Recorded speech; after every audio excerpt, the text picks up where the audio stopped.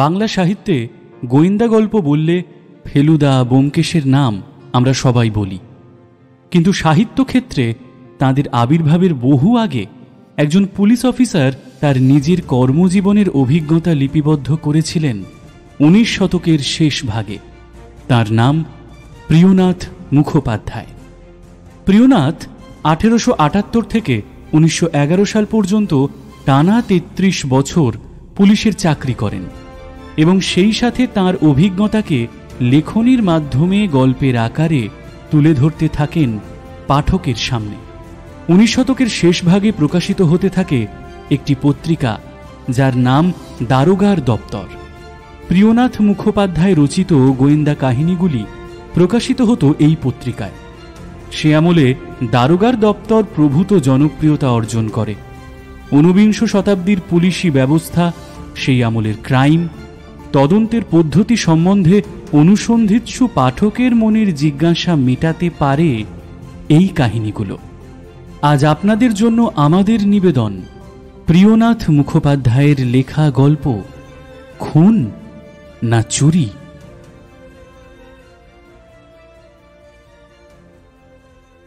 সন্ধে পেরিয়ে গেছে।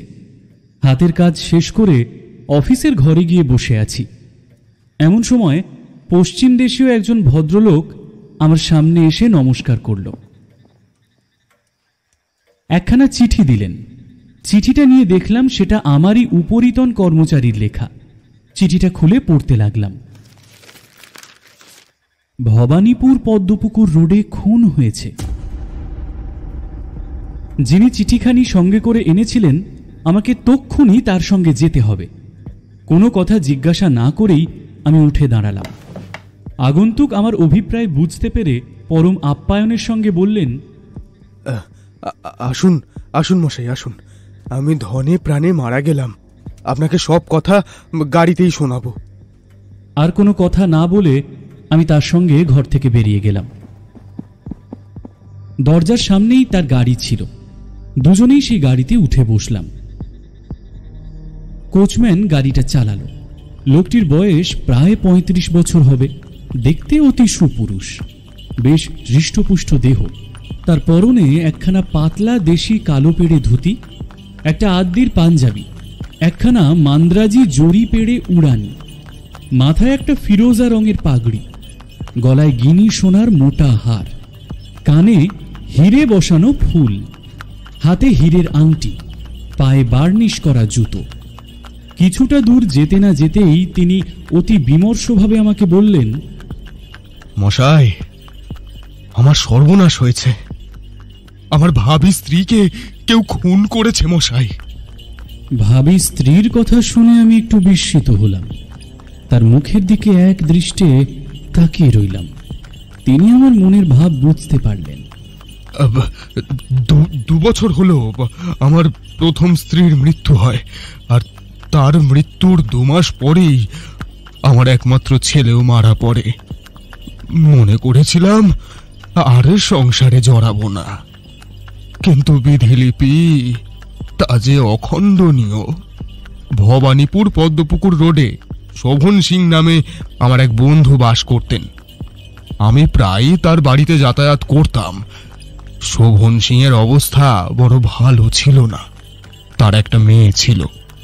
মেয়েটার বিয়ের বয়স পেরিয়ে যাচ্ছিল, আর টাকার অভাবে সে বিয়েও দিতে পারছিল না। মেয়েটার নাম রূপসী। তার বয়স প্রায় 14 বছর, দেখতেও বেশ সুন্দরী। একদিন কথায় কথায় শোভন সিং তার মেয়ের বিয়ের কথা আমার কাছে পারল এবং আমাকেই বিয়েটা করবার জন্য অত্যন্ত অনুরোধ করল। রূপসী খুবই সুন্দরী যুবতী। ঈশ্বরের ইচ্ছায় আমার 2 পয়সার সঙ্গতিও আছে, আর আমিও আমার বাবার একমাত্র সন্তান। বিয়ে না করলে যে বংশ লোপ পাবে, এই আশঙ্কায় আমি বিয়েতে সম্মত হলাম। কিন্তু মশাই, তারপর থেকেই শোভন সিং আর বিয়ের কথা আমার কাছে পারেনি। এটা দেখেই আমি তাকে বিয়ের দিন স্থির করতে বলি। শোভন সিং আমার কথায় যেন একটু বিরক্ত হয়। ও বলে, 500 টাকা না দিলে আমি রূপসীকে তোমার কাছে দান করতে পারবো না। আমি জিজ্ঞাসা করলাম, শোভন সিং কি আগে টাকার কথা বলেনি? তিনি ঘাড় নেড়ে আমাকে বললেন, আরে না মশাই, টাকার নাম পর্যন্ত করেনি। টাকা দিতে হবে শুনে আমার কেমন সন্দেহ হলো। আমি ভাবলাম হয়তো তিনি আর অন্য কোথাও ছেলে ঠিক করে রেখেছে, এখন টাকা চেয়ে আমাকে তাড়াবার চেষ্টায় আছে।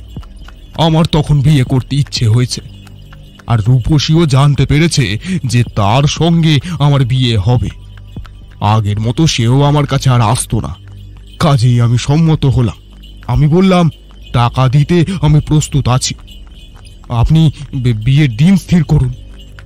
তখনই একজন দৈবজ্ঞকে ডাকা হলো। তিনি এসে আমাদের বিয়ের দিন ঠিক করে দিলেন। কিন্তু দুরদৃষ্টবশত সেই লগ্নে আমাদের বিয়েটা হলো না। বেশ আশ্চর্য হয়ে আমি জিজ্ঞাসা করলাম, কেন? বিয়ের 2 দিন আগে শোভন সিংয়ের এক জ্ঞাতি বিয়োগ হয়, কাজেই বিয়ে তো হলো না। অশৌচ শেষ হতে আবার একটা দিন স্থির হলো, কিন্তু সেবারও বিয়ে হলো না। রূপসীর সাংঘাতিক জ্বর, প্রায় 3 মাস ভুগে রূপসী সুস্থ হলো। এইভাবে আরো 3-4 বার দিন ধার্য হলো, কিন্তু দুঃখের বিষয় মশাই, তখনও আমার বিয়েটা হলো না। কোনো না কোনো অছিলা করে শোভন সিং বিয়ের দিন ক্রমাগত পেছাতেই লাগলো। প্রায় 8 মাস এইভাবে পেরিয়ে গেল। পরে একদিন শোভন সিং বলল যে, রূপসী আর বাড়ির লোকের চিকিৎসায় আমার অনেক টাকাই খরচ হয়ে গেছে। আমি যদি আরো 300 টাকা না পাই তাহলে কিন্তু আমি বিয়ে দিতে পারবো না। আমি তখন অনেক দূর এগিয়েছি, কাজেই শোভন সিং এর প্রস্তাবে আমি রাজি হলাম। বোধহয় তিনি ভেবেছিলেন আমি আর এর বেশি টাকা দিতে রাজি হব না, কিন্তু যখন আমি তাতেও সম্মত হলাম তখন তিনি একটু বিরক্তই হলেন। মুখে বললেন, আমাকে কিন্তু সব টাকা অগ্রিম দিতে হবে, তবে বিয়ে হবে।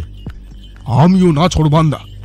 পরদিনই 800 টাকা এনে শোভন সিং এর হাতে দিলাম। তিনি আনন্দিত মনে সেটা নিলেন, কিন্তু কোনো রসিদ দিলেন না।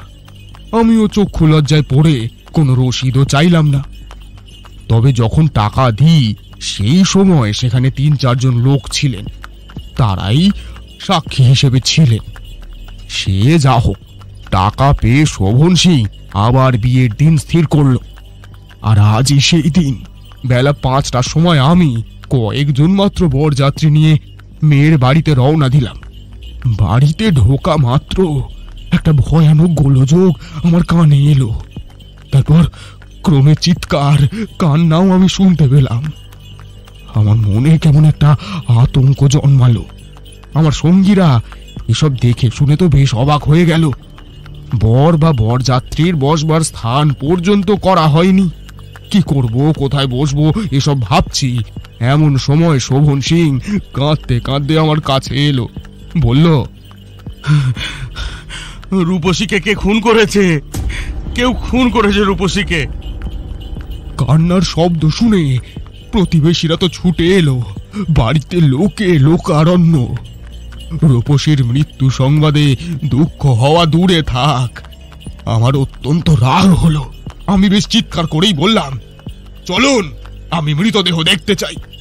কেমন করে কেই বা রূপসীকে খুন করলো? আপনি বা এখনো থানায় কেন খবর দেননি? হ্যাঁ, আমি খুব ভালো করেই বুঝতে পারছি এর মধ্যে নিশ্চয়ই কোনো রকম ষড়যন্ত্র আছে। রূপসী যদি সত্যি সত্যি খুন হয়ে থাকে তাহলে তাহলে আমি কিন্তু আপনাকে সহজে ছাড়বো না মশাই। আর এক্ষুনি আমার 800 টাকা ফেরত চাই।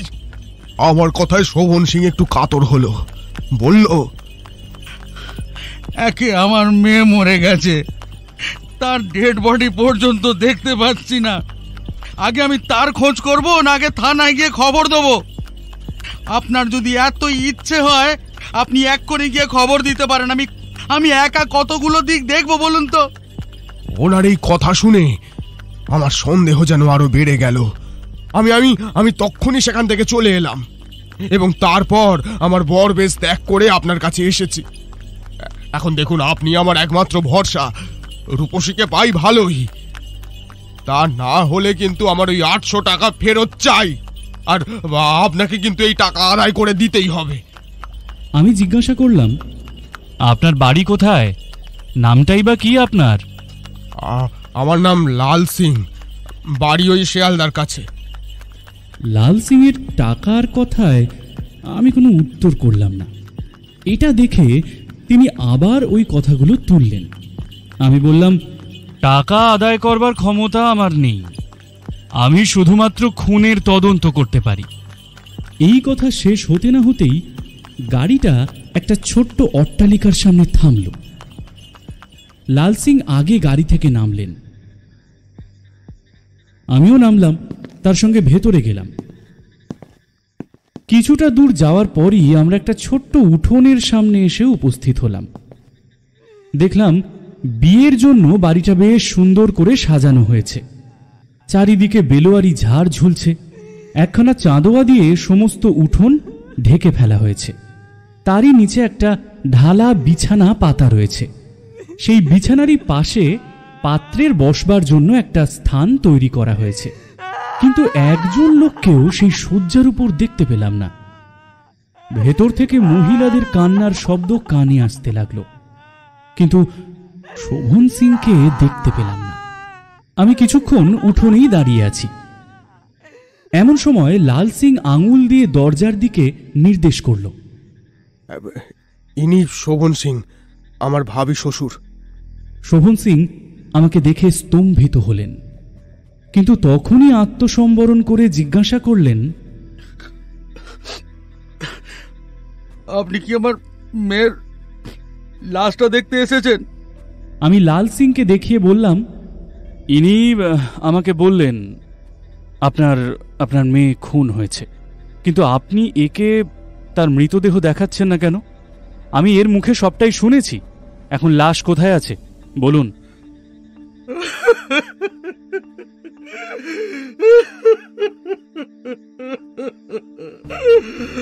মশাই, আমার একটাই মাত্র মেয়ে, এই মেয়ে ছাড়া আমার আর কেউ নেই।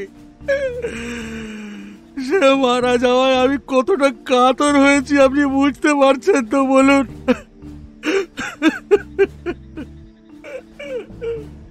শোভন সিং এর অবস্থা দেখে এবং তার কথাবার্তা শুনে আমার কেমন একটা সন্দেহ হলো। তার বয়স প্রায় 42 বছর, কিন্তু এই বয়সেই তার দেহের মাংস শিথিল হয়েছে, সামনের ওপর পাটির দুটো দাঁত পড়ে গেছে, গোঁপদাড়ি এবং মাথার চুলে বেশ পাক ধরেছে। তাকে দেখতে গৌরবর্ণ, তার দেহ বেশ দীর্ঘ এবং শীর্ণ, হাত দুটো বেশ লম্বা, ছোট ছোট চোখগুলো কোঠরে ঢুকে গেছে, নাক বেশ উন্নত এবং কপালটা বেশ চওড়া। মুখ দেখেই কেমন ক্রূর প্রকৃতির বলে মনে হয়। অন্যান্য কথায় সময় নষ্ট করছেন দেখে আমি একটু বিরক্ত হলাম। আমি বললাম, আমি আপনার দুঃখের কথা শুনতে এখানে আসিনি। আপনার মেয়ে মারা গেছে, আপনি যে কাতর হবেন এটাই স্বাভাবিক, এটা আশ্চর্যের কিছু নয়। এখন আমি যেটা যেটা জিজ্ঞাসা করছি তার উত্তর সঠিকভাবে আমাকে দেবেন। আপনার মেয়ের লাশ কোথায় আমাকে বলুন।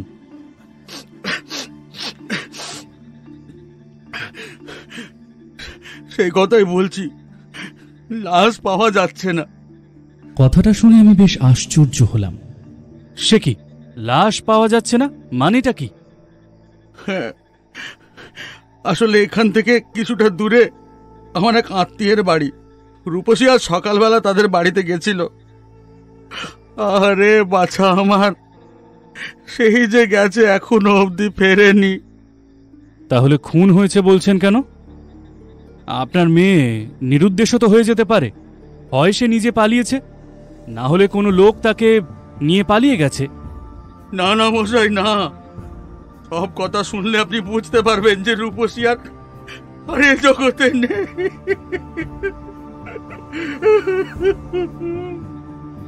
এই কথাগুলো বলে শোভন সিং বেশ চিৎকার করেই কাঁদতে লাগলেন। মেয়ে মারা যাওয়ায় তিনি খুবই দুঃখ পেয়েছেন, এটাই স্বাভাবিক। কিছুক্ষণ পরে শান্ত হলেন, আবার বলতে শুরু করলেন।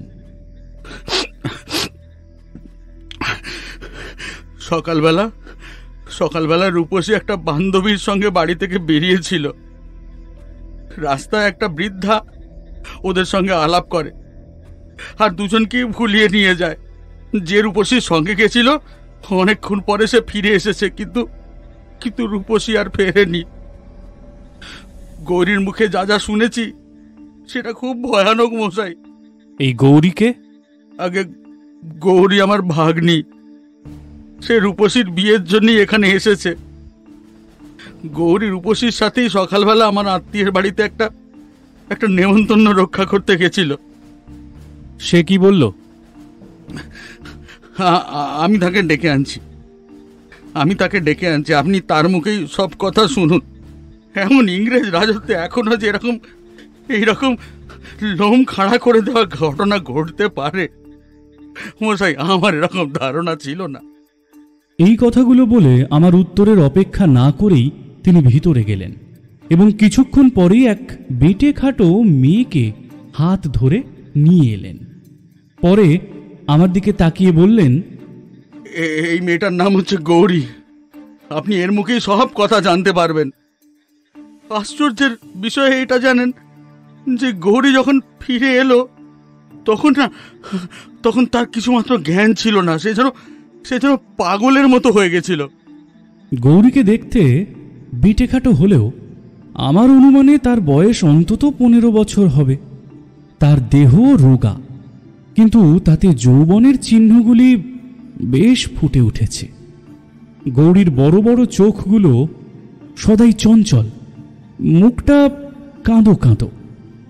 গৌরীর মুখের দিকে তাকিয়ে আমি বললাম, বলো মা, বলো, তুমি কি জানো সেটা আমাকে বলো। কাঁদো কাঁদো হয়ে গৌরী উত্তর দিল, খুব ভোরে আমরা এখান থেকে বেরিয়ে গিয়েছিলাম। পথে লোক ছিল না বললেই তো চলে। বাইরে গেলাম বটে, কিন্তু দুজনেরই গা হাত পা কেমন ছমছম করছিল। যখন আমরা পদ্মপুকুরের কাছে যাই তখন দেখলাম একটা বুড়ি আমাদের দিকে এগিয়ে আসছে। কাছে আসতে দেখলাম সে আমাদের দিকে কেমন কটমট করে তাকিয়ে আছে। তার সঙ্গে চোখ পড়তে দেখি বুড়ি এক গাল বিশ্রী একটা হেসে আমাদের কাছে এলো আর সঙ্গে সঙ্গে তার দু হাতে দুটো জবা ফুল বের করে আমাদের দুজনের নাকের কাছে ধরে বলল, দেখো দেখি জবায় কেমন গোলাপ গোলাপ গন্ধ, আর কখনো এমন জবা দেখেছ কি? সত্যি সত্যি জবা ফুলে গোলাপের গন্ধ পেলাম। এই জবা ফুলে গোলাপের গন্ধ পেয়ে না আমরা কেমন হতবুদ্ধি হয়ে পড়লাম। তখন আমরা দুজনেই সব কথা ভুলে গেলাম। রূপসীর বিয়ের কথা ভুলে গেলাম, কোথায় যাচ্ছি ভুলে গেলাম, বাড়ি কোথায় সেটাও ভুলে গেলাম, এমনকি আমাদের অস্তিত্ব পর্যন্ত আমরা ভুলে গেলাম। কেবল সেই বুড়িটা আমাদের সামনে ছিল। আমরা তার কেমন যেন তার হাতের খেলার পুতুলের মতো হয়ে গেলাম। সে আমাদেরকে যা যা বলতে লাগলো আমরা অনায়াসেই তা করতে লাগলাম। প্রথমে সে আমাদেরকে কিছুটা দূরে নিয়ে গেল, সেখানে একটা গাড়ি ছিল। তারপর আমরা তিনজনে সেই গাড়িতে উঠলাম। কিছুক্ষণ পরে একটা বনের ভেতরে গিয়ে একটা ভাঙা বাড়ির দরজার সামনে গাড়িটা থেমে গেল। আমরা সকলেই গাড়ি থেকে নেমে সেই বাড়ির ভেতরে ঢুকে গেলাম। দেখলাম একটা বিশাল বড় ঘরের মধ্যে তিনজন সন্ন্যাসী এক দৃষ্টে আমাদের দিকে তাকিয়ে আছে। তাদের চোখ দিয়ে যেন আগুন জ্বলকে পড়ছে। সন্ন্যাসী তিনজনের মধ্যে একজনকে দেখতে খুব ভয়ানক, আর বাকি দুজনকে দেখে তো তার শিষ্য বলে মনে হচ্ছিল। আমাদের পায়ের শব্দে সেই ভয়ানক দেখতে সন্ন্যাসী ওপরের দিকে চাইলো, আর বুড়িটাকে দেখে কেমন একটা হাসলো। তারপর বুড়িটাকে দুটো কুশের আসন ইঙ্গিত করে দেখালো, আর বুড়িও তার সংকেতটা বুঝতে পেরে আমাদের দুজনকে সেই দুটো কুশের আসনে বসিয়ে দিয়ে আমাদের কাছেই দাঁড়িয়ে রইল। কিছুক্ষণ তো এইভাবেই কেটে গেল। কতক্ষণ কাটলো সেটা আমার ঠিক মনেও নেই, আমি বলতে পারবো না। কিন্তু কিছুক্ষণ পরেই অপর যে দুজন সন্ন্যাসী ছিল তারা রূপসীর হাত ধরে সেখান থেকে নিয়ে চলে গেল। আমি চিৎকার করে কেঁদে উঠলাম, কিন্তু কিন্তু আমার চিৎকারে কেউ কোনো ভ্রুক্ষেপই করলো না। আরো কিছুক্ষণ এইভাবে কেটে গেল। তারপরে দেখলাম রূপসী অচেতন দেহটা একটা অগ্নিকুণ্ডে ওরা ছুড়ে দিল। আর তারপরে বুড়িটা আমার হাত ধরে ঘর থেকে বাইরে নিয়ে চলে এলো, আর কত পথ ঘুরিয়ে ঘুরিয়ে একটা বাগানের কাছে এনে আমাকে ছেড়ে দিয়ে সে ঊর্ধ্বশ্বাসে পালিয়ে গেল। আমিও চিৎকার করতে লাগলাম, কিন্তু সে জায়গায় সেই বুড়ি আমাকে ছেড়ে দিয়ে চলে গেল। সেখানে কোনো লোকজন ছিল না বললেই চলে। এত চিৎকার করলাম, এত কাঁদলাম, কিন্তু কেউ আমাকে সাহায্য করতে আসলো না। এরপরে কি হয়েছিল আমার আর কিছু মনে নেই। আমি তারপর কি করলাম, কেমন করে এখানে ফিরে এলাম, আর এখানে এসেই বা কি কি করলাম আমি কিচ্ছু জানি না। যখন রাত হলো, বরযাত্রী সব এলো, তখন আমার জ্ঞান হলো, আর আমি তখনই সব কথা খুলে বললাম। এই বলে গৌরী থামল এবং এক দৃষ্টি আমার মুখের দিকে তাকিয়ে রইল। আমি তাকে কোনো কথা জিজ্ঞাসা না করে শোভন সিংকে জিজ্ঞাসা করলাম, আচ্ছা, আপনার মেয়ের গায়ে কোনো গয়না ছিল? আগে হ্যাঁ, প্রায় 2000 টাকার মতন গয়না আমার মেয়ের গায়ে ছিল।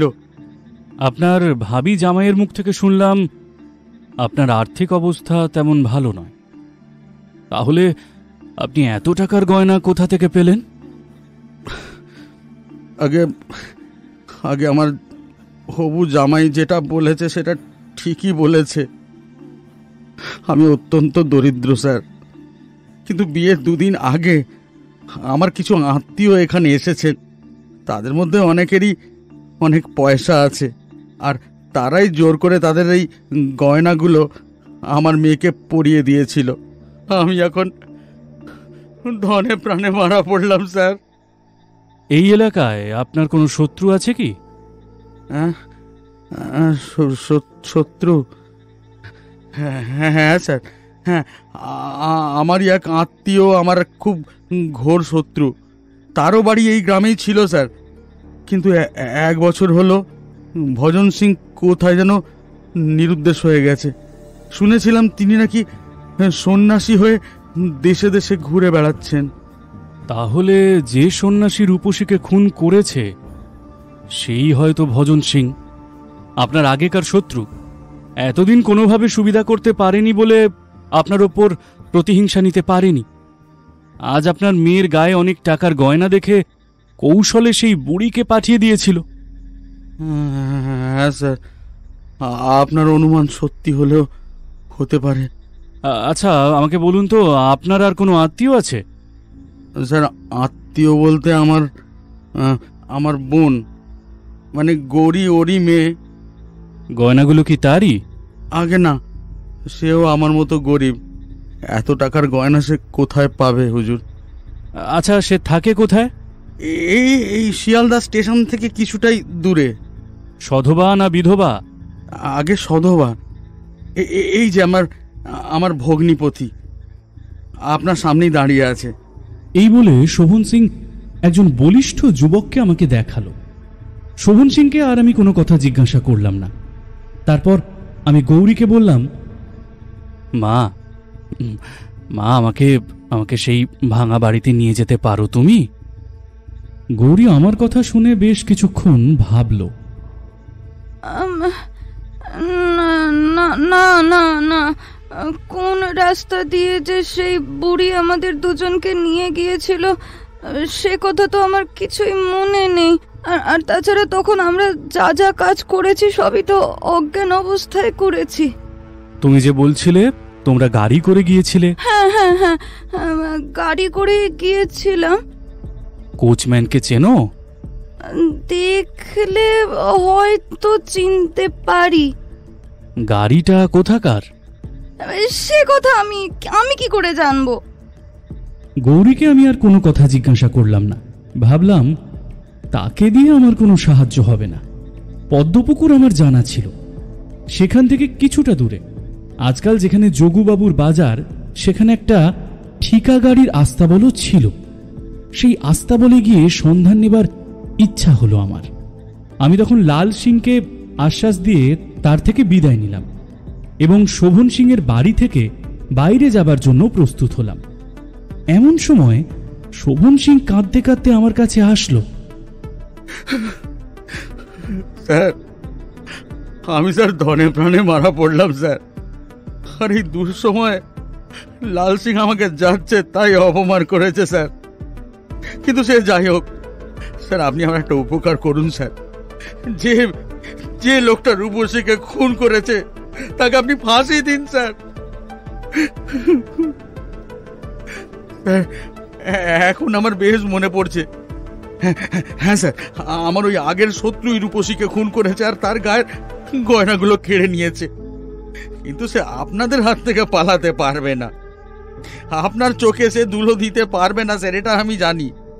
আজ হোক আর কাল সে ধরা ঠিক পড়বেই। আর আপনারা স্যার, আপনারা ওকে ফাঁসি দিয়ে আমার অন্তরের জ্বালা জুড়িয়ে দিন স্যার।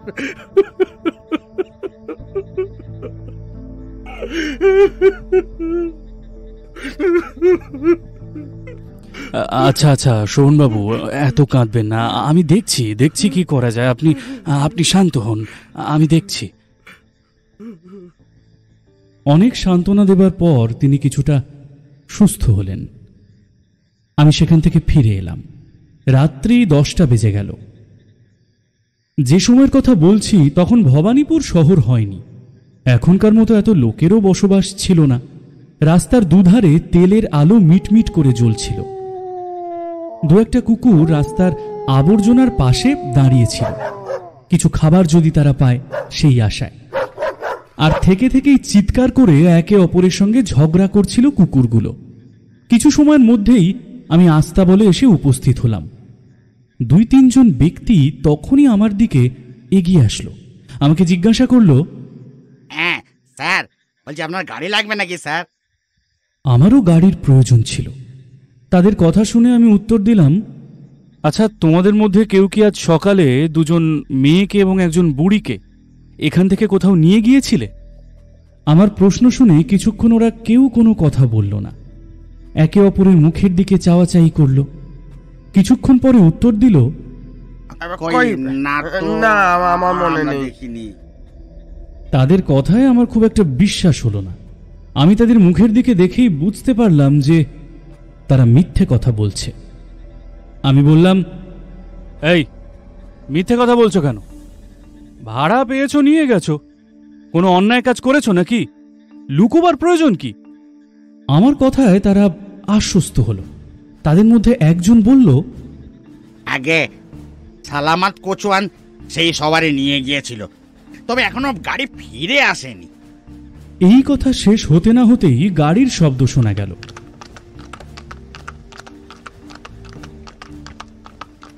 কিছুক্ষণ পরেই একখানা 2nd ক্লাস গাড়ি নিয়ে এসে উপস্থিত সলামত। তাকে দেখে একজন বলে উঠল, এর নাম সলামত।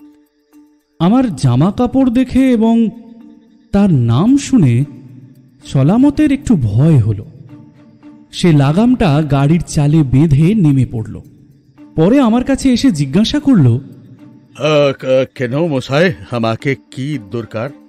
আমি তাকে বললাম, আজ সকালে তুমি 2 জন মেয়ে এবং একজন বুড়িকে যেখানে নিয়ে গিয়েছিলে, আমাকে সেখানে নিয়ে চলো। সলামত প্রথমে কোনো উত্তর দিল না। সে এক মনে কি যেন একটা ভাবতে লাগলো। আমি বললাম, তোমার ঘোড়া যদি ক্লান্ত হয়ে থাকে আরো 2টো ঘোড়া ভাড়া করো, আমি ঘন্টা হিসেবে ভাড়া দিয়ে দেব। তবুও সলামত উত্তর করল না। সে শুধু আমার মুখের দিকে তাকিয়ে রইল। আমি আবার জিজ্ঞাসা করলাম, আরে কথার উত্তর দিচ্ছ না কেন? সহজে না রাজি হও আমাকে অন্য উপায় দেখতে হবে নাকি? অনেক কষ্টে সলামত উত্তর দিল, হুজুর, সে জায়গাটা আমার ঠিক মনে নাই। ওর কথা শুনে আমার বেশ রাগ হলো। আমি কর্কশ স্বরে বললাম, দেখো সলামত, এই কাজ অনেক দিন থেকে করছি আমি। তোমার মতো অনেক লোক দেখেছি। তুমি একজন বয়স্ক লোক হয়ে মিথ্যে কথা বলছো যে জায়গাটা তোমার মনে নেই। এটা আমাকে বিশ্বাস করতে হবে, বিশেষ করে তুমি যখন একজন পাকা কোচম্যান। একবার যে জায়গা দেখবে সে জায়গা তুমি আজন্ম ভুলবে না। আমার তোষামতপূর্ণ কথায় সলামত ভুলে গেল। সে বলল, হুজুর, আমি মিছে বলিনি। যে পথ দিয়ে বুড়ি আমাকে নিয়ে গেল সে পথ আমি আগে কোনো দিন দেখিনি। এখনো যে আপনাকে সহজে নিয়ে যেতে পারবো এমনটা আমার কিন্তু মনে হয় না। চলুন, আমার ঘোড়া আজ খুব বেশি খাটেনি। 5টার সময় আমি ঘোড়া বদল করেছি। আমি আর কোনো কথা না বাড়িয়ে সলামতের গাড়িতে উঠে বসলাম। ঘরে যাবার জন্য যে গাড়ি ঠিক করেছিলাম তার কোচম্যান ভাড়া না পাওয়ায় আন্তরিক বিরক্ত হল। গাড়ি ঘুরিয়ে নিয়ে সলামত ঘোড়ার গায়ে আঘাত করল। সেই রাতে ঘর ছেড়ে অন্য জায়গায় যাওয়ার ইচ্ছা ওই ঘোড়াগুলোর ছিল না। তারা দু একবার অনিচ্ছা প্রকাশ করলেও চাবুকের ঘায়ে তারা দৌড়তে বাধ্য হল। নকুলেশ্বর তলা পার হয়ে গাড়ি ক্রমাগত দক্ষিণ মুখেই যেতে লাগলো। আগে দু একটা আলো দেখতে পেয়েছিলাম, কিন্তু ক্রমশই আর আলো দেখতে পাচ্ছি না। রাস্তাটা খুব সংকীর্ণ, দুপাশে বাগান বা বন বলা যেতে পারে। বড় বড় গাছগুলোতে জোনাকি আশ্রয় নিয়েছিল। দূর থেকে সেগুলোকে দেখতে বেশ ভালো লাগছিল। একে রাত্রি 10টা বেজে গেছে, তার উপর আকাশে চাঁদ নেই, চারিদিকে ভয়ানক অন্ধকার। রাস্তায় একটা লোক নেই, কোথাও একটা আলোও জ্বলছে না। কোচম্যান অতি কষ্টে গাড়ির যতটুকু আলো আছে সেই আলোতে গাড়ি চালাচ্ছে। কিছুটা দূর এইভাবেই এগিয়ে গেলাম। কোচম্যান হঠাৎ গাড়িটা থামালো। আমি ভাবলাম বোধহয় আমাদের গন্তব্যস্থল এসে উপস্থিত, এবং সেই মনে করে গাড়ি থেকে নামতে গেলাম। এমন সময় কোচম্যান আমাকে বলল, হ্যাঁ বাবু, আমরা পথ ভুলে অন্যদিকে এসে পড়েছি। এ বাগানটা কিন্তু সেটা নয়। আমরা আগে যে গলিটা ছেড়ে এসেছি আমার মনে হয় ওই দিকেই আমাদেরকে যেতে হবে। একে রাত্রি অনেক বেড়ে গেছে, তার উপরে সেই ঘোর অন্ধকার। আবার আমি ক্লান্ত হয়ে পড়েছি। এই সব কিছুর মাঝে কোচম্যানের কথা শুনে আমার সারা গা জ্বলে গেল। রাগে আমি কাঁপতে থাকলাম। আমি চিৎকার করে উঠলাম, তুমি কি মনে করেছ আমার চোখে ধুলো দিয়ে তুমি পালিয়ে যাবে? আমি অনেক দিন থেকে এই কাজ করছি। চোর, ডাকাত, দস্যু সবার সঙ্গে আমার ওঠা বসা। বদমাইশেরা আমার নাম শুনে থরথর করে কাঁপতে থাকে। আর তুমি একজন সামান্য কোচম্যান হয়ে আমার সঙ্গে চালাকি করছো। ধন্য তোমার সাহস বটে, কিন্তু তুমি এটা মনে করো না যে আমি তোমার কথায় ভুলবো। যদি ভালো চাও এক্ষুনি ঠিক জায়গায় আমাকে নিয়ে চলো, এক্ষুনি। আমাকে অত্যন্ত রেগে যেতে দেখে কোচম্যান গাড়ি থেকে নেমে পড়ল এবং আমার পায়ের কাছে এসে বসে হাত জোর করে বলল, হুজুর, আমার এমন সাহস নেই যে আমি পুলিশের বাবুকে ভুল বোঝাবো। আল্লাহর দোহাই, আমি সত্যি পথ বুঝতে পারছি না। একে তো রাত্রি, তার উপর ঘোর অন্ধকার বাবু। আমি রাস্তাই চিনতে পারছি না। আপনি একটু গাড়িতে বসুন, আমি একবার দেখে আসি। এই বলে উত্তরের অপেক্ষা না করেই সে সেখান থেকে চলে গেল। আমি সেই ভয়ানক অন্ধকার রাত্রে একাকী সেই অপরিচিত জায়গায় বসে রইলাম। একবার মনে হলো, লোকটা যদি দলবল নিয়ে আমার উপর আক্রমণ করতে আসে তাহলে তো আমার সর্বনাশ। একা দুজনের বিরুদ্ধেও লড়তে পারবো, কিন্তু যদি 3 জন 4 জন বা তার বেশি লোক থাকে, আমার একার পক্ষে তো লড়াই করা সম্ভব হবে না। তখন আমি কি করব? লোকটাকে যেতে দিয়ে আমি একদম ঠিক করিনি। সে তো গাড়ি নিয়ে খুব সহজেই পথ বের করতে পারত। গাড়ির সঙ্গে আমাকে এখানে রেখে গেল কেন? নিশ্চয়ই তার মনে কোনো দুরভিসন্ধি আছে। এইসব চিন্তা করতে করতে আমি পকেট থেকে ছোট্ট পিস্তলটা বের করলাম এবং গাড়ি থেকে নামলাম। নেমে কাছেই একটা বড় বটগাছের তলায় গিয়ে দাঁড়িয়ে রইলাম। ভাবলাম, যদি কোচম্যান একা আসে তাহলে তো কোনো কথাই নেই, কিন্তু যদি লোকজন নিয়ে আসে তাহলে তার অভিপ্রায় নিশ্চয়ই মন্দ। কিছুক্ষণ পরে কিছুটা দূরেই কার পায়ের শব্দ শুনতে পেলাম। আমি পিস্তলটা ঠিক করে ধরলাম, কিন্তু আমার অনুমান মিথ্যে হলো। কোচম্যান একাই ফিরে এসে একবার গাড়ির কাছে গেল এবং দরজার কাছে গিয়ে দাঁড়িয়ে বলল, হুজুর, আমি পথ ঠিক করে ফেলেছি, আর কোনো ভয় নেই। কোচম্যানের কথায় আমি খুশি হলাম এবং ধীরে ধীরে সেখানে গিয়ে আবার গাড়িতে উঠে বসলাম। কোচম্যান ভাবল আমি বুঝি প্রস্রাব করতে গিয়েছিলাম। সেই ভেবে সে বলল, বাবু, প্রস্রাব করতে কত দূর গিয়েছিলেন? আর এই অন্ধকারে কে আপনাকে দেখতে পেত, আর পেলেই বা কি করত? আমি সে কথার কোনো উত্তর দিলাম না। আমি শুধু বললাম, যদি ঠিক পথের সন্ধান পেয়ে থাকো তবে একটু তাড়াতাড়ি চলো, রাত অনেক হয়ে গেছে। এমন সময় সেখানে গিয়ে যে আমার কাজ সিদ্ধ করতে পারবো তেমন তো মনে হচ্ছে না। কোচম্যান কোনো উত্তর না দিয়ে ঘোড়ার উপর চাবুক মারতে লাগলো। ঘোড়া দুটো ঊর্ধ্বশ্বাসে দৌড়ালো। প্রায় আধ ঘন্টা পরে একটা বড় বাগানের ভাঙা ফটকের কাছে এসে গাড়ি থামল। কোচম্যান আমায় বলল, হুজুর, এই সেই বাগান আছে। এই বাগানের ভিতর একটা ভাঙা বাড়ি আছে।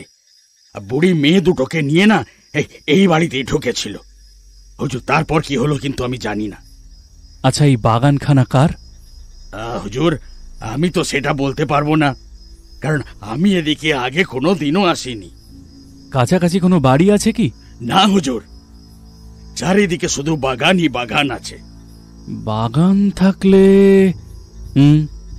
নিশ্চয়ই মালিও আছে। তারা নিশ্চয়ই এখানে বসবাস করে, আর নিশ্চয়ই ঘরও আছে। সকালে কোনো মালির সঙ্গে তোমার দেখা হয়েছিল? আগে না হুজুর, এখানে তো কোনো যৌন প্রাণী নেই। আচ্ছা, এখান থেকে ফাঁড়ি কত দূর? তা হবে প্রায় 1 ক্রোশ। তোমাকে বলিষ্ঠ বলেই মনে হচ্ছে। চলো চলো দেখি, দুজনে বাগানের ভেতরে যাই। প্রয়োজন হলে তোমাকে আমার সাহায্য করতে হবে। কি, পারবে তো? হুজুর, খুব পারবো। আমি একাই 3 জনকে দেখে নেব হুজুর। সামান্য হেসে কোচম্যানকে সঙ্গে নিলাম এবং খুব ধীরে ধীরে সেই অন্ধকারের ভেতর দিয়ে বাগানে প্রবেশ করলাম আমরা। আমার পকেটে চোরা লণ্ঠন ছিল, সেটাকে বের করে জ্বালিয়ে ফেললাম এবং সেই আলোর সাহায্যে ধীরে ধীরে একটা ভাঙা অট্টালিকার দরজার কাছে গিয়ে দাঁড়ালাম। দেখলাম দরজাটা খোলা। কোচম্যানকে সঙ্গে নিয়ে আমি সেই দরজার ভেতর দিয়ে এগিয়ে গেলাম এবং খুব সন্তর্পণে ভিতরে প্রবেশ করলাম। বাইরেও যেমন অন্ধকার, ভিতরে তার থেকে বেশি অন্ধকার। যতক্ষণ বাইরে ছিলাম লণ্ঠনটা হাতে ছিল, তার মৃদু আলোতে কিছু কিছু দেখতেও পাচ্ছিলাম, কিন্তু ভেতরে গিয়ে লণ্ঠনটা আবার পকেটে পুরে রাখতে হলো। ভাবলাম, যদি কেউ দেখে ফেলে আমাদের তাহলে এক্ষুনি পালিয়ে যাবে, তাহলে সেই গভীর অন্ধকারে কাউকেই খুঁজে বের করতে পারবো না। কিছুটা দূরে এগোনোর পরই একটা বড় ঘরের দরজার সামনে এসে উপস্থিত হলাম। বাইরে থেকে দেখলাম ভেতরে 3 জন প্রশান্ত মূর্তি সন্ন্যাসী এক মনে ধ্যান করছে। সবারই চোখ বোজা, সবাই নাভির নিচে হাত জড়ো করে একাগ্র চিত্তে ঈশ্বরের নাম করছে। সামনে আগুন ধুধু শব্দে জ্বলছে। তাদের গভীর এবং প্রশান্ত মূর্তি দেখে আমার মনেও ভক্তি জেগে উঠল। যে কাজের জন্য গিয়েছিলাম তা যেন করতে পারলাম না। ভাবলাম, এমন শান্ত মূর্তি যাদের, তারা নারী হত্যা করবে কি করে বা কেন? কিন্তু পরক্ষণেই দেখলাম 3 জনের কপালে সিঁদুরের দীর্ঘ ফোঁটা, গলায় রুদ্রাক্ষের মালা, হাতে অনেকগুলো রুদ্রাক্ষ, তাদের পরিধানে রক্তবর্ণ পট্টবাস, গলায় যজ্ঞোপবীত। তাদের বেশভূষা দেখে বোধ করলাম তারা কাপালিক। শক্তি উপাসক। শুনেছি কাপালিকরা সিদ্ধ হবার জন্য মানুষকে হত্যা করতেও পিছপা হয় না। এমন ঘটনা অনেক শুনেছি, কিন্তু তাদের দ্বারা নারী হত্যা অসম্ভব বলেই মনে হলো। যে শক্তির উপাসনার জন্য তারা সেই কঠোর নিয়ম প্রতিপালন করছে, ইচ্ছা করে কেন তারা সেই শক্তিকেই খুন করবে, এটা আমি ঠিক বুঝতে পারলাম না। যাই হোক, দরজার সামনে গিয়ে যখন দেখলাম 3 জন মাত্র সন্ন্যাসী, আর কোনো লোক নেই, তখন আমার সাহস হলো। আমি বাইরে থেকে জুতোর শব্দ করতে লাগলাম। ভাবলাম এই শব্দে যদি তাদের ধ্যান ভাঙে, কিন্তু আমার অনুমান মিথ্যে হলো। তাদের কেউই চোখ খুলল না। সবাই আগের মতো ধ্যানে একেবারে মগ্ন হয়ে আছে। আমি আর বেশি দেরি করতে পারলাম না। কোচম্যানকে বাইরে রেখে আমি একাই ভেতরে প্রবেশ করলাম এবং চিৎকার করে ডাকতে লাগলাম। অনেক ডাকাডাকির পর সবথেকে ছোট যিনি ছিলেন তিনি চোখ খুললেন, কিন্তু সামনে আমাকে দেখে আবার চোখ বন্ধ করে নিলেন। আমি বিষম ফাঁপড়ে পড়লাম। কারোরই নাম জানি না, সুতরাং কি বলে ডাকবো সেটা স্থির করে উঠতে পারলাম না। আবার চিৎকার করতে লাগলাম আমি। প্রায় আধ ঘন্টা পরে বয়োজ্যেষ্ঠ সন্ন্যাসী যিনি ছিলেন তিনি চোখ খুলে আমার দিকে তাকালেন। আমাকে পরিষ্কার বাংলা ভাষায় জিজ্ঞাসা করলেন, কেন বাবু, এখানে তোমরা এত গন্ডগোল কেন করছো? গোলমালের ভয়ে আমরা লোকালয় ছেড়ে এই নির্জন বনের মধ্যে আশ্রয় নিয়েছি, আর তুমি কিনা স্বচ্ছন্দে এখানে এসে আমাদের ধ্যান ভঙ্গ করছো। তা তোমার চেহারা দেখে তো তোমায় জ্ঞানবান বলেই মনে হচ্ছে, কিন্তু এ কি কাজ তোমার?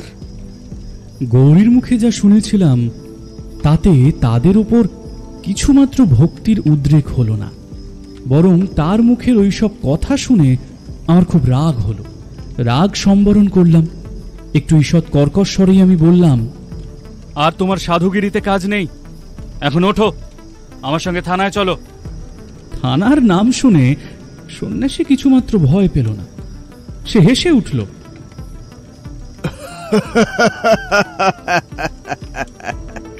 চলো, আমাদেরকে যেখানে নিয়ে যাবে আমরা সেখানেই যাব, কিন্তু সেখানে যেন একটু নির্জন জায়গা পাই। আমরা যেন বাপু একটু ওই নির্বিবাদে ধ্যান করতে পারি। এখন বুঝলো কি রাখো ঠাকুর, সকালে যা কাণ্ড করেছো তাতে খুব তাড়াতাড়ি চিরধ্যানে নিমগ্ন হতে হবে তোমাকে। এবার উঠে পড়ো, আর এই 2 জনকে সঙ্গে নিয়ে আমার সঙ্গে এসো। সত্যি কি আমাদেরকে তোমার সঙ্গে যেতে হবে? আর সকালেই বা কি কাণ্ড করেছি বাবা? এখনো বলছি বুঝরু কি রাখো, সকালে কি করেছো জানো না নাকি? ধর্মই আমাদের একমাত্র অবলম্বন। আমি সেই ধর্মের দোহাই দিয়ে বলছি যে সত্যি আমি তোমার কথা কিছুই বুঝতে পারছি না। সন্ন্যাসীর কথা শুনে আমি বিস্মিত হলাম। আমি বললাম, সে কি, শোভন সিং এর মেয়েকে খুন করে আবার মিথ্যে কথা বলা হচ্ছে? তুমি কেমন সন্ন্যাসী? শক্তির উপাসনা করো আর শক্তিকেই খুন করছো? বাবা, তোমার বড় ভুল হচ্ছে। কোথায় আসতে কোথায় এসেছো তার ঠিক নেই। আমরা শোভন সিং এর মেয়েকে আজ দেখিও নি। আজ দেখোনি? তবে কি এর আগে কখনো দেখেছিলে? সে অনেক দিন আগের কথা। তাহলে তুমি শোভন সিংকে চেনো? বেশ চিনি। আমারই এক আত্মীয়ের নাম হলো শোভন সিং। রূপসী নামে তার এক মেয়ে ছিল, কিন্তু জানি না সে এখনো বেঁচে আছে কিনা। তোমার আত্মীয় কোথায় থাকে? এই কাছেই, এই ভবানীপুরেই তার বাড়ি। আর তোমার? ওরই বাড়ির কাছে ছিল, কিন্তু এখন আর নেই। এখন আমি যেখানে সাধনা করি সেই আমার বাড়ি। তা কদিন হলো তুমি এই বেশ ধরেছ? প্রায় 2 বছর। সংসার ত্যাগ করলে কেন? সে অনেক কথা। শোভন সিং কি তোমার শত্রু? না হে না, এ জগতে আমার শত্রু কেউ নেই, আর মিত্রও কেউ নেই। সন্ন্যাসীর কথা শুনে আমার সন্দেহ আরো বেড়ে গেল। ভাবলাম সে নিশ্চয়ই মিথ্যে কথা বলছে। পাছে শোভন সিংকে শত্রু বলে প্রকাশ করলে আমার মনে আবার সন্দেহ হয়। এই মনে করে সে বোধহয় কথাটা লুকিয়ে গেল। এইসব চিন্তা করেই আমি বললাম, আজ সকালবেলা কোনো বুড়ি তোমার কাছে এসেছিল 2 মেয়েকে নিয়ে? সে আমি কি করে জানবো? সারা দিনের পর আমি এই চোখ চেয়েছি। বুড়ি যে 2 মেয়েকে নিয়ে এখানে এসেছিল তার সাক্ষী আছে। যে গাড়িতে করে তারা তোমার কাছে এসেছিল সেই গাড়ির কোচম্যান আমার সঙ্গেই আছে। হ্যাঁ, হতে পারে। আপনার কথা যথার্থ হতে পারে, কিন্তু আমি আজ সারা দিনই ধ্যানে নিমগ্ন। কথায় কথায় অনেক রাত হয়ে গেল। এটা দেখে আমি তাকে বললাম, বিচার পরে হবে, এখন তোমরা 3 জন আমাদের সঙ্গে চলো। আর কোনো কথা না বলে সেই সন্ন্যাসী অপর 2 জনের ধ্যান ভঙ্গ করলেন। তখন 3 জনে মিলে আমার সঙ্গে সঙ্গে ঘরের বাইরে বের হলো এবং বাগান পার হয়ে সেই ভাঙা ফটকের কাছে এলো। ফটকের সামনেই গাড়ি ছিল। আমি সন্ন্যাসী 3 জনকে তাতে উঠিয়ে দিলাম। সকলেই গাড়িতে উঠল। কোচম্যান গাড়ি চালাতে শুরু করলো।